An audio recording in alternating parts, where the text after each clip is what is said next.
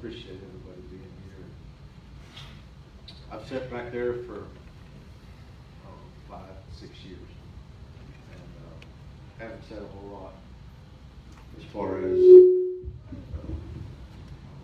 as my life and what's gone on in my life. And so I think this is a good time for me to share how the Lord has blessed me in my marriage, with my children, my job, throughout my whole life. And so I want the message to be for you. I want to show you how giving has changed my life and how it can change your life too. And I've tested God in this for 16 years.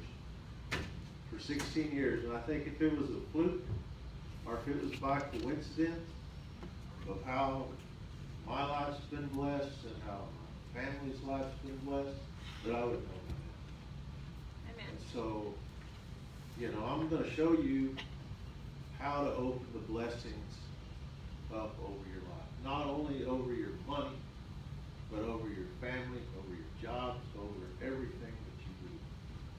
I mean, who in here wants to be blessed beyond measure? Right. And it is easy to do. Very easy. And God teaches us how to do it, and Jesus teaches us how to do it. And it may offend somebody because I'm talking about money, right? I mean, that is a hard thing to talk about because it is something that controls our life. And let me tell you how it controls our life is because we're born selfish and we're born greedy. That's how we're born, right? And 16 years ago, my wife and I sat in our living room and watched the Blessed Life series from Robert Morris. Who's watched it? Okay. So a lot of this that I'm preaching on is from Robert Morris. Keep in mind, I've never been to seminary. I've never studied the Bible like you would if you go to seminary. And so I needed some help on my points. And so you may say, "Oh yeah, you took it off." Yeah, well, it did. It changed my life. It changed my life. And so we're born selfish. I mean, we live in a world that teaches us that enough is never enough. The grass is always greener. It doesn't matter what you have. The grass is always greener. Get. Let's collect it. Let's store up. Let's hoard. Money is power. And so that's the world we live in. And that's what we see every day, and that's what people teach us. But it's so far from the truth. But we're blinded by our flesh, right? And so I want to start off in Matthew 6:19 through 21. And I had the NIV here. We can pull it up. But she's going to pull up. I'm going to read off the screen. New King James. It says, "Do not lay up for yourself treasures on earth, where moth and rust destroy and where thieves break in and steal.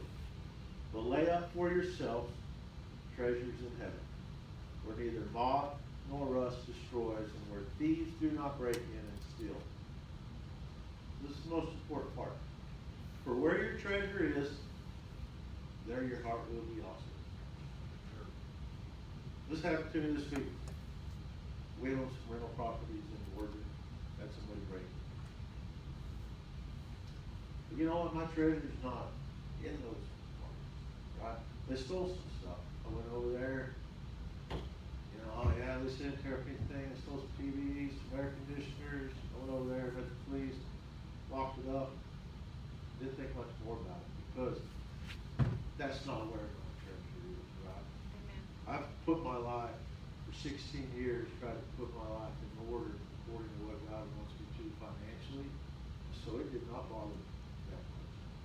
And so that, this is very true right here. So, thieves do not break in and steal. So for where your treasure is, there your heart will be also. What's another word for your heart? It's your mind. Right? Mm-hmm. Think about it. It's money. You go buy a stock. You think those 66 stocks can do great, right? So what do you do every day after you buy that stock? You're in there looking. Right? Oh man, I've done it. I'm guilty of it. I've done it and I lost all my money.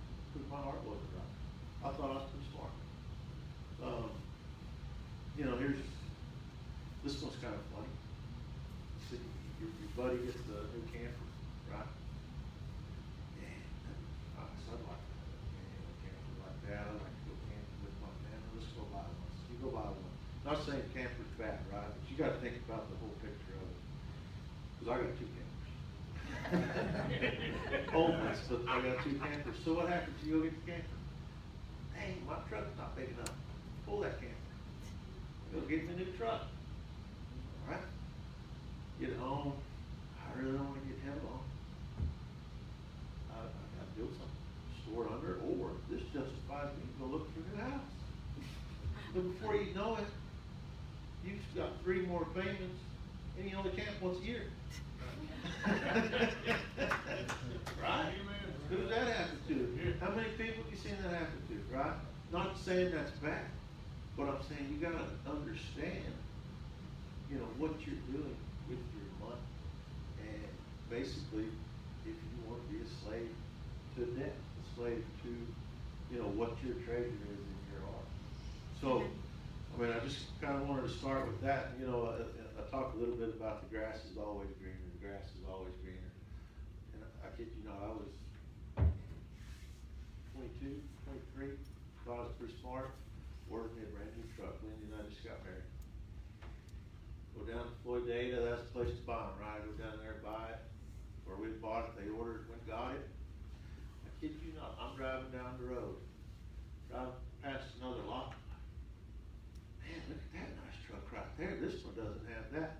I'd had that truck 10 minutes. How naive are we, right? I mean, why can't we just water the grass that is under us? Take care of the things that we have. Amen. So, you know, a lot of times we want more, we want the other, but we don't take care of what we have. Let's shine up what we have, right? Amen. And we'll be proud of what we have. I mean, your car, you go wash it. I mean, you can get in depth, right? Your house, you take care of things. Is it clean? I know I feel better when my lawn looks good. Right? I know I feel better when my truck is washed. And so, anyway, my kids, they looked at my notes and they're like 8 pages. I go, Dad, you're gonna keep us scared forever. So, let me move on. So why did God create giving? Man didn't create it, because we were born selfish. I mean, no, we just wake up one day and say, oh yeah, I think I'm gonna give to the Lord right now. It didn't work like that. So does God need our money? Does the church need our money? That's what a lot of people think. They think, well, they want us to tithe because they just want our money. They want to get in our pocket. But no, God doesn't need your money. He's up there paving the streets with gold. You think he needs your money? Amen. He owns all the cows on thousands of hills. He owns he created everything in this world. He don't need our money. He wants to test our heart. He wants to test our heart. He wants to make sure that we trust him. So, he created giving for our sake. He didn't create it for his sake. It's a measure of where our heart is. I believe it's true. I believe your heart's connected directly to your pocketbook. Amen. It is. But it is very hard to get over being selfish and learn how to be generous. And so, we got to get over grief and giving. Why is it so hard? Pull up Deuteronomy 15:10 to 11.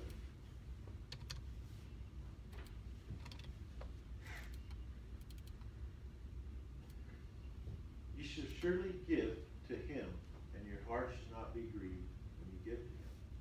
Because for this thing the Lord your God will bless you in all your works, and in all to which you put your hand. And go to 11.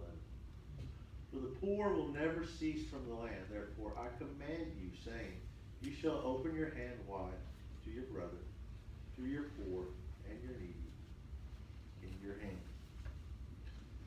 So, you know, we got to get over the grief of giving. The Lord here is telling us to give generously without a grudging heart. had thought I need some money for, something after church. I forgot to bring it. You got it, bud? It's $40. $40, thanks, Creed. Why was that so easy for Creed to give that money to? Huh? It's not his money. I gave it to him for the service, right? It's the same thing with God. Once we realize it's not our money, you know how easy it is to give it back? Just 10% of it. He's not asking for 100% of it. He's asking for 10% of it. And so that illustration really hit home with me when I saw it. And, you know, it's so hard to get over that we think it's ours when it's not ours. That's true. And that's the reason we grieve. That's the reason we grieve when we give, because we think it's ours. But it's not ours. Once we get over the fact, and it took me a long time. I mean, we tithed. Lindy and I tithed before, 16 years ago, before we watched Robert Morris, but not 10%. But once we did, and we got over I got over the grief. Oh man, you know it is. It's a grief. It's a process your mind has to go through. But giving, let me read this to you. Giving more than any other activity that a believer does works selfishness and greed out of your life. Read that again. Giving more than any other activity that a believer does works selfishness and greed out of our life. You're never going to work selfishness and greed out of your life until you give. It's not possible. You're never going to. And that's the only way that I got to the point to do it. And I want to tell you, I'm not up here, I don't want to preach and say, Judd, you've done a good job. Or, that's not my intent at all. My intent is to show you how, you know, following this is what the Lord is blessing me and my family. Okay? Yeah. So we got to develop a generous heart. So Deuteronomy 15:14. So this word, God's talking about freeing servants from Israel. Says, you shall supply them liberally from your flock, from your threshing floor, and from your winepress. From what the Lord has blessed you with, you shall give to him. So this is very important. I mean, he's telling them that liberally from your flock, your threshing floor and your winepress, give to them as the Lord your God has blessed you. He has blessed you with money, with a job, with income, right? With a car, or it may be a bike. It doesn't matter. He's blessed you. And so, you know, it's kind of funny. I mean, we got to develop a generous heart. We're born selfish. You know, and we see it in little kids, really, right? We don't have to teach them to be selfish. Everything's mine. I want that. You know, they may be content. Their friend comes over, gets one of their toys. Oh, that's mine. I want that, right? Unfortunately, we never grow out of that. We grow up, we're still selfish. You know, and it shows all across our lives because it's so hard to break that. So God wants us to develop a generous heart. He wants to develop a grateful heart. Deuteronomy 15:15. You shall remember that you were a slave in the land of Egypt. And the Lord your God redeemed you, therefore I command you this today. He's commanding us. He's not telling us.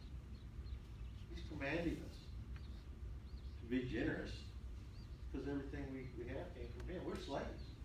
He saved us, right? We got to remember where we came from. We were all slaves, and so he has saved us, and he is commanding us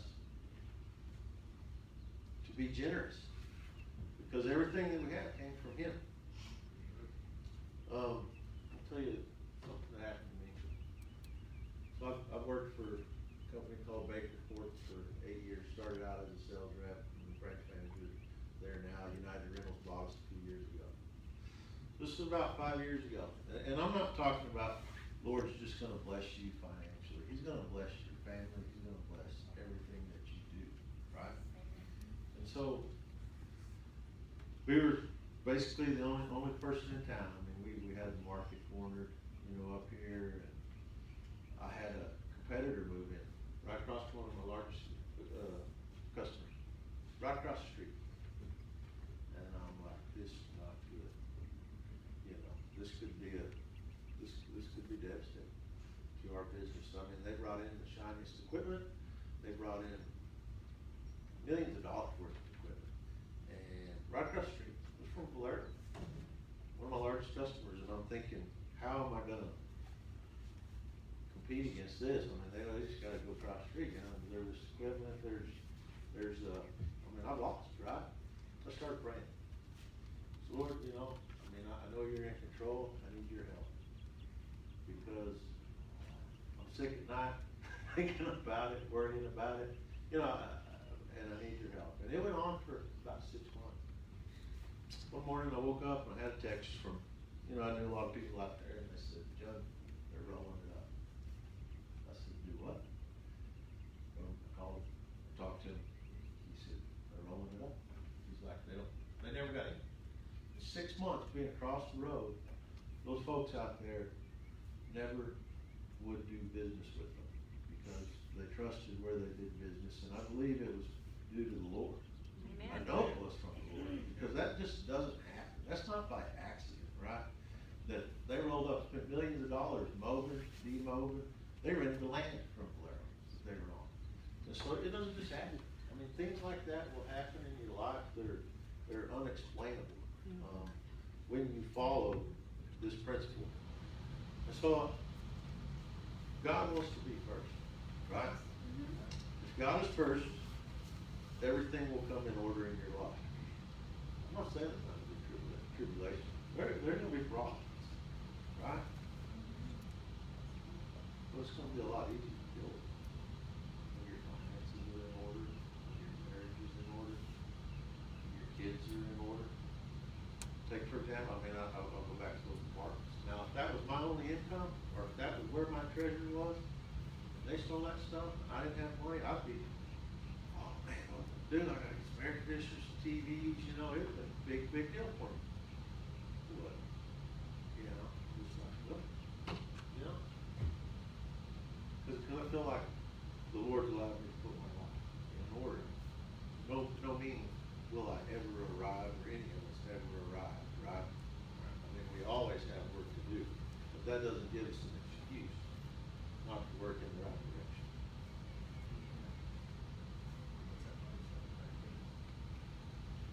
And love and trust. Duh. That's what it says. Yes. That's what it says. Good point. So Exodus 13. Exodus 13, 1 through 2. The Lord spoke to Moses, saying, consecrate to me all the firstborn, whatever opens the womb among the children of Israel, both of man and beast, it is mine.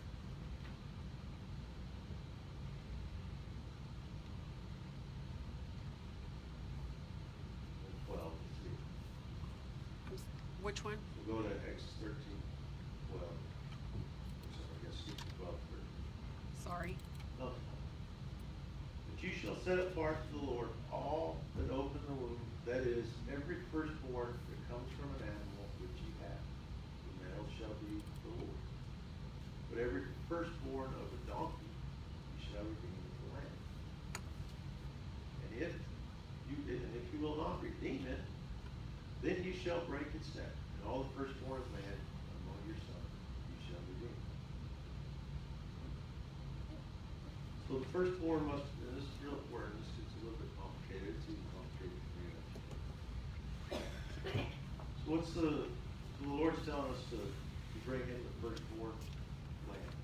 The lamb represents cleanliness. Okay? Donkey, this is break its neck. Or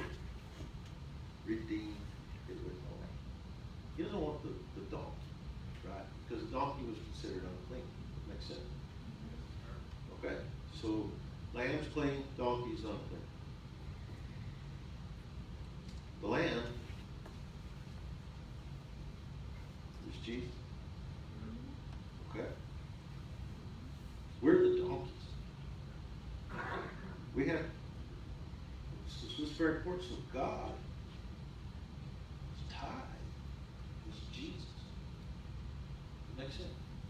He gave us his son, his first son, for us, the donkeys, to be clean. That's how important this is. That's how important this is to God, is that he gave his son. I mean, what's more, that's a lot more important than money to me, right? So, think of it like, so Jesus gave God. I mean, Jesus is God's tithe. He gave him first to make us clean. Now he didn't say, okay, let's see if all these folks clean up a little bit, you know, and then maybe, you know, if they don't clean up and start doing right, then I'm going to get you. No. He gave Jesus in faith and in hope, right? It wasn't by, you know, I mean, God is God. He is all knowing, right? He gave Jesus in faith and in hope that he could forgive us of our sin and wash us. Does that make sense?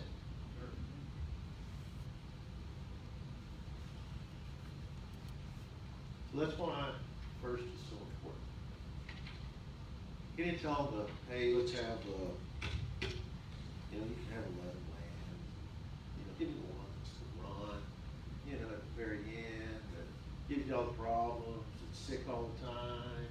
No, he said, give me first and trust that I'm going to give you 10 more or 9 more that are good, that are healthy, that you need, you know, it's a trust issue. It's a faith issue, right? That's right. And so, you know, I'm going to say in the first what it means. I mean, the first must be offered. Let's go to Proverbs 3, 9 through 10.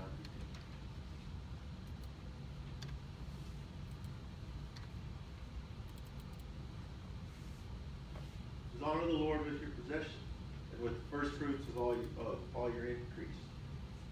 So your barns will be filled with plenty, and your vats will overflow with new wine.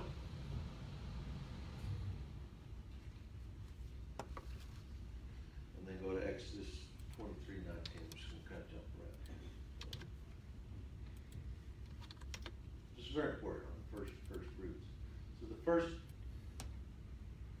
of the first fruits. So he's not only saying the first fruits, he's saying the first of the first fruits, right? He's like the best of the best is how I look at that. You know, of your land you shall bring into the house of the Lord your God. You shall not boil a young goat in its mother's milk, which I don't really understand that last sentence, but I want to concentrate on the first of the first fruits, okay? So honor the Lord with your wealth, with the first fruits of all your crops. Now, all is a pretty direct word, right? Now let me talk to you about all and what it means in my life and what I've done with all. So I have a job, right? I've had side businesses, done things. So we're not talking about just a job. We're talking about, say you want to buy a car and flip it. You make $1,000 on it. That's part of all. Amen. Okay? If someone gives you, I tithe on gifts. People give me money gifts. My mom gives me $100 for my birthday. That's gain, right? That's part of all. I tithe on. Now this one might get you. You might not like this one. I tithe on my gross check, not on my net check. Okay? A lot of us get taxes taken out. We get our insurance taken out. Everything else. Now, you want to wait till you pay the government before you pay the Lord? I don't think so. It don't work like that. Right? I mean, that may step on some toes, and I'm sorry. But what's more important in your life? Amen. Right? So, would you rather have 90% of your income blessed, or you want to have 100% of it cursed? And I'll show you the scripture here in a minute. you're not tithing, 100% of what's sitting in your bank account is cursed. That's true.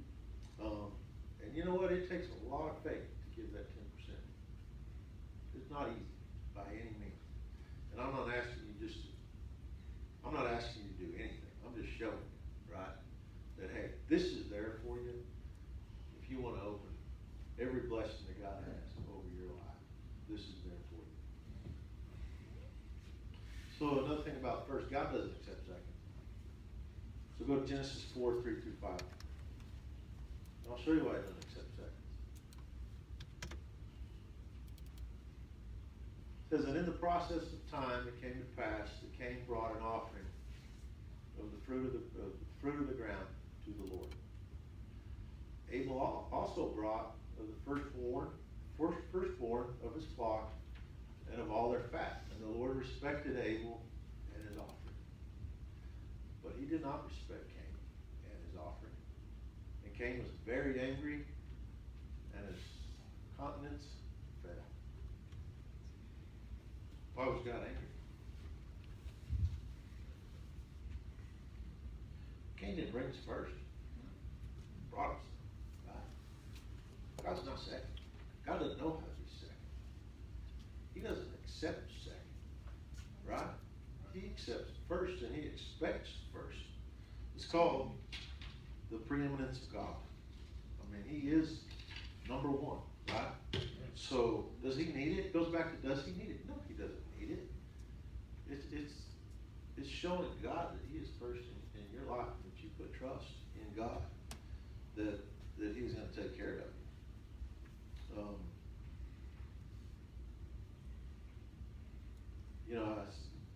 This is pretty strong too. I'll tell you.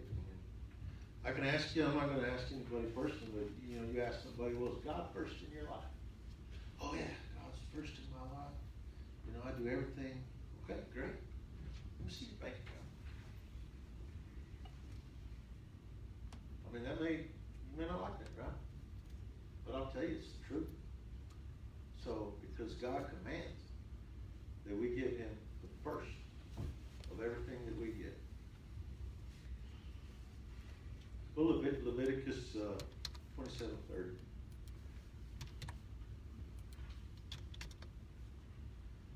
And this has to deal with the tithe being first also.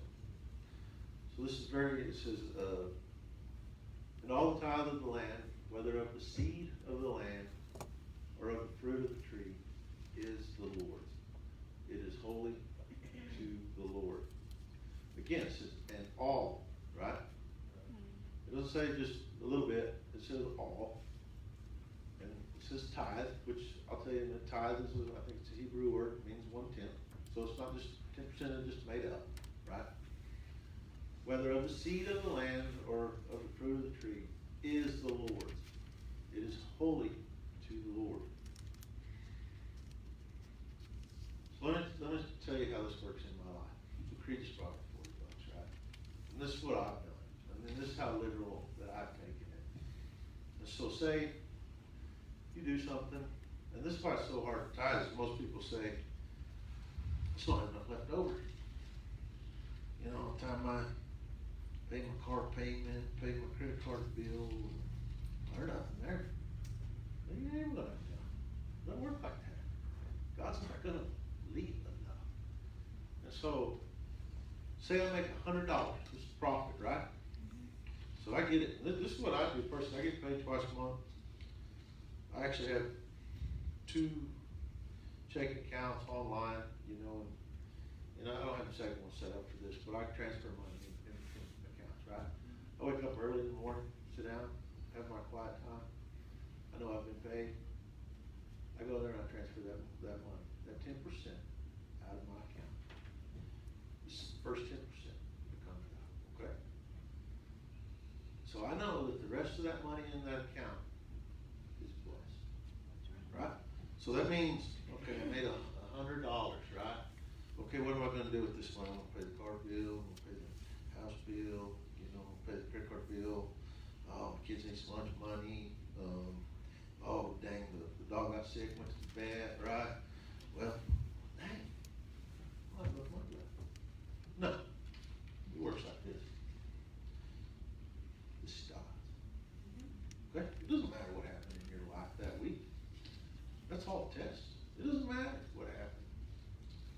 don't make excuses. I mean, we're all full of excuses, right? We're all full of justification. Put it aside. I don't care what you have to do. I don't like checks, because checks don't come straight out of my account. I'm not saying checks are bad, that's just how I feel about it. Checks are great, right? But I like for it to be gone, where I don't think about it, I can't spend it, and I know it's been given to the Lord. So I tithe the cash. It's just how I do it. Because maybe I don't trust myself enough to wait for that check to clear. Because you can still spend the money, right? You know, I don't know, but that's just how I've done it. And so, you know, I've always tithed in cash. And so, you know, that means that you gave this 10%. The rest of this money is blessed. It's God's money, right? He gave this to us. It's not mine anyway.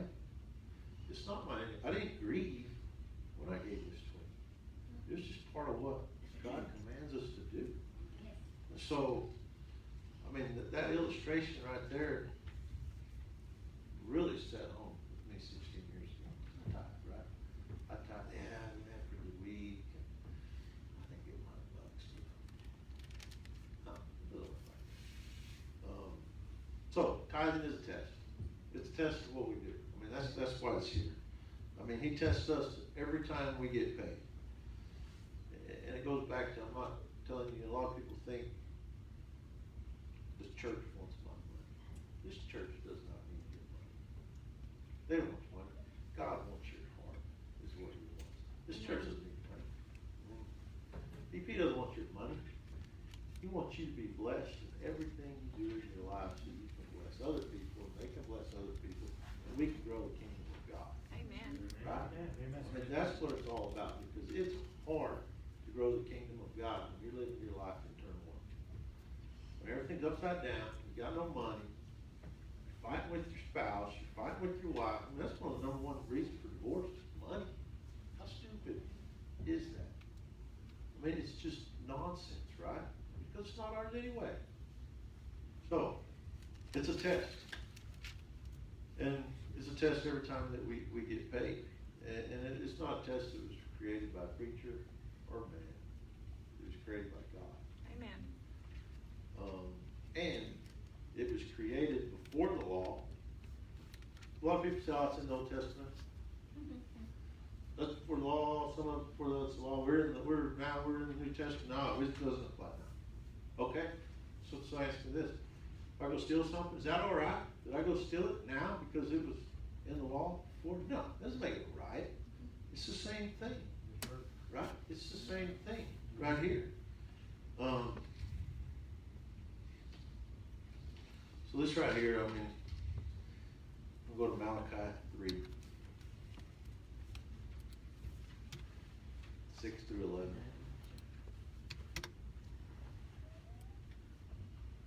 For I am the Lord, I do not change. Therefore you are not consumed, O sons. So right here, God's he's telling us, I'm the Lord, I don't change. I've always been the same. I'll be the same forever. I may not be first in your life, I may be second right now, whatever it is, he's like, I'll never change. Okay? It says, yet from the days of your fathers you have gone away from my ordinances and have not kept them. Return to me and I will return to you, says the Lord of hosts. But you said, in what way shall we return? Will a man rob God? Yet you have robbed me. But you say, in what way have we robbed you? God says in tithes and offering. Here's the curse part. You are cursed with curse, for you have robbed me, even this whole nation. Bring all the tithes into the storehouse, that there may be food in my house. And try me now in this. He says, and try me. He says, and test me. It's the only place in the Bible I think God says, test me. He says, test me, try me. If I will not open for you the windows of heaven and pour out for you such blessings that there will not be enough room to receive it.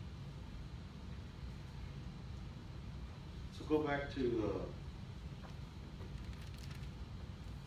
7. I'm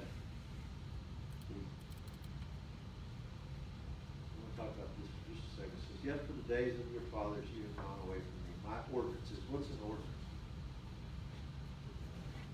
Rule, law, right? I mean, you got an ordinance, it's something that, there's maybe an ordinance in town, right? You can't do so and so. This guy says, this is one of my rules. You've gone away from one of my rules and have not kept them. Return to me and I will return to you, says the Lord of hosts. But you said, in what way shall we return? So the next word.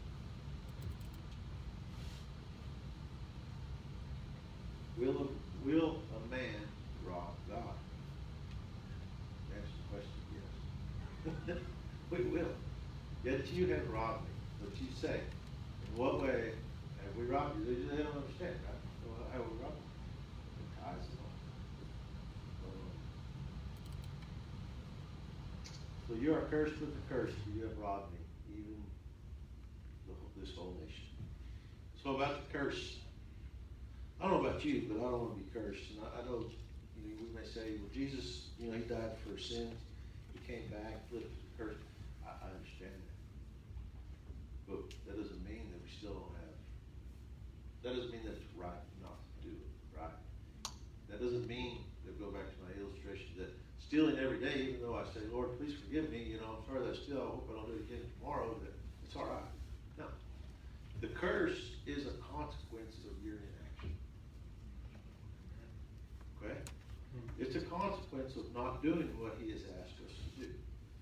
And so, like I said, this is the only place in the Bible, I'm not a Bible scholar by any means, that I believe God gives us permission to test. Two-way test, okay? It's a two-way test. We're testing God, he's testing us. Amen.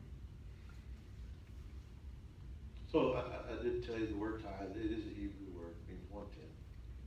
It's a two-way test. So I'm asking this, well, I'm asking you a lot of questions. So what about the New Testament? What if Jesus came to you and said, I want 10% of your money? I'm not talking about the Old Testament, I'm talking about the New Testament. I'm talking about Jesus who saved us, right? What if he came and said he wants 10% of your money? He did. Matthew 23:23.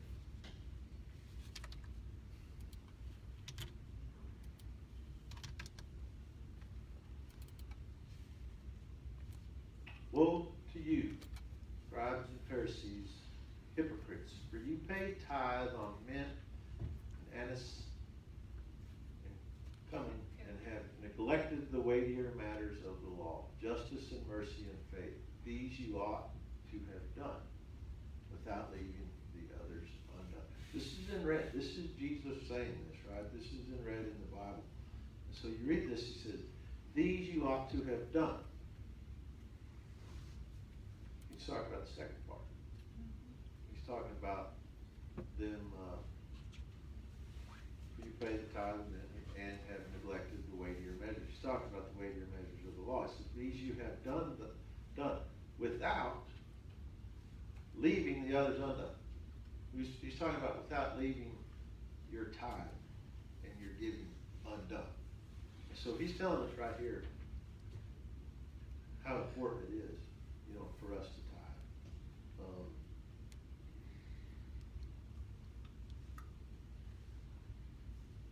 So come to the end, my message. I hope it came across. I mean, that this is a blessing. That if you're not accepting it already, that I'm sorry, because I've tested it for 16 years, and where we are in our lives. I mean, it's not God just blessing your finances. It doesn't have anything to do with that. It's blessing everything in your life, right? Amen. It's blessed my marriage. It's blessed my job. It's blessed my kids. It's blessed everything in my life. And so I want everybody to know that it's there for you to get. But we have to work the selfishness and the greed out of our minds and out of our lives. And until you do that, the only way to do that is to give. Amen.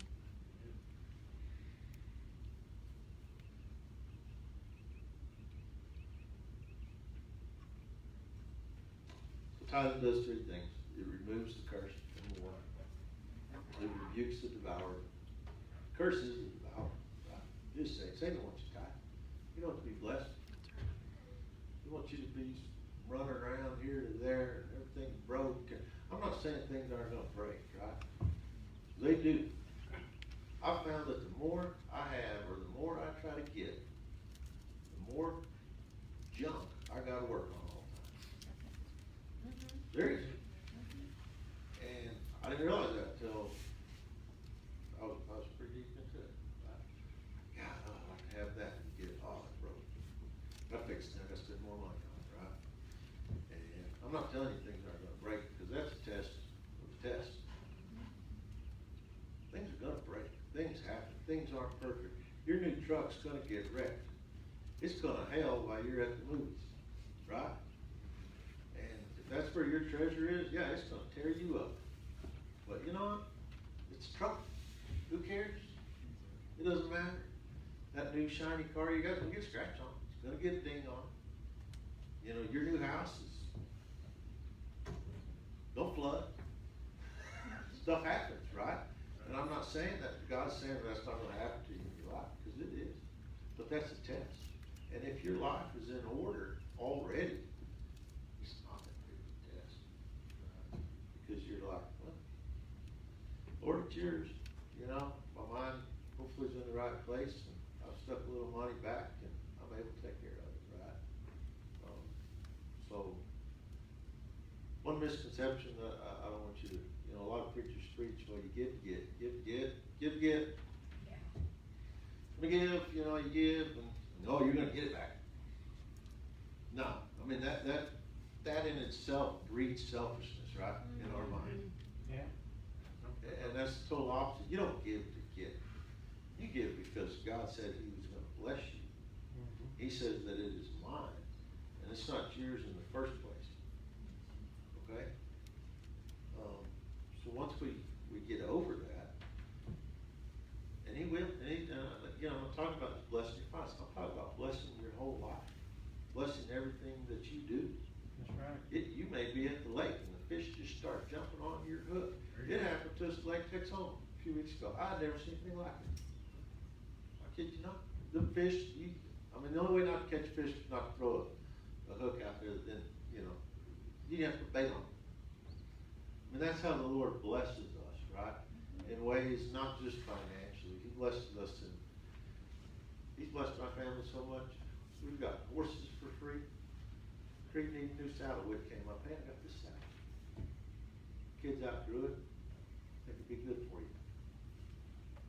Stuff has to go all the time, right? I mean, the things that the Lord has blessed me with, I cannot go back and put a pencil to it. I cannot go figure it out. It's just happened in my life. And that's what I want for everybody here, okay? I want it just to happen in your life, because you realize it's not yours anyway. So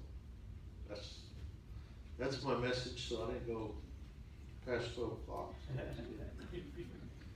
I hope you got something out of it, you know. Amen. I hope that you can apply it to your lives and use it. I mean, like I said, don't go back and, I'm not a Bible scholar by any means, so you may go back and say, Drew, you know what he said? No? I mean, I needed help, so I used a lot of, you know, what's worked in my life, and, you know, I did go back to what Ron Force preaches a lot on, and I, you know, I encourage you to go watch it. Sit down and watch it. It'll change your life. It changed our life, and I know that we would never be even close to where we are right now if we hadn't watched that and changed our life. So, just pray with me. Jesus, we come to you. We ask that you just renew our minds. That you just renew the way we think about what God has given us. It's not ours, Lord. We're just borrowing. We're just stewards of it. You've making us stewards of it, Lord. I just ask that you just remind us of that every day. in the decisions that we make with our money, with our time, with our resources, and that we would understand that it's not that hard, Lord, to give you just a portion of what's yours anyway. And I just ask that this would free us up in our lives, that we can spend time with others that need help, that we can help them, that we could teach them about you, and that we could bring salvation and bring salvation into their lives, and that they would come to know you, and that it would just continue from there into the next person, and to the next person, to the next generation, and so on, Lord. Just thank you for everybody that's here this morning. I just pray that you would just keep them safe. Just be with BP, Tavia. I pray that they can have a time that they can relax and get away. We're so thankful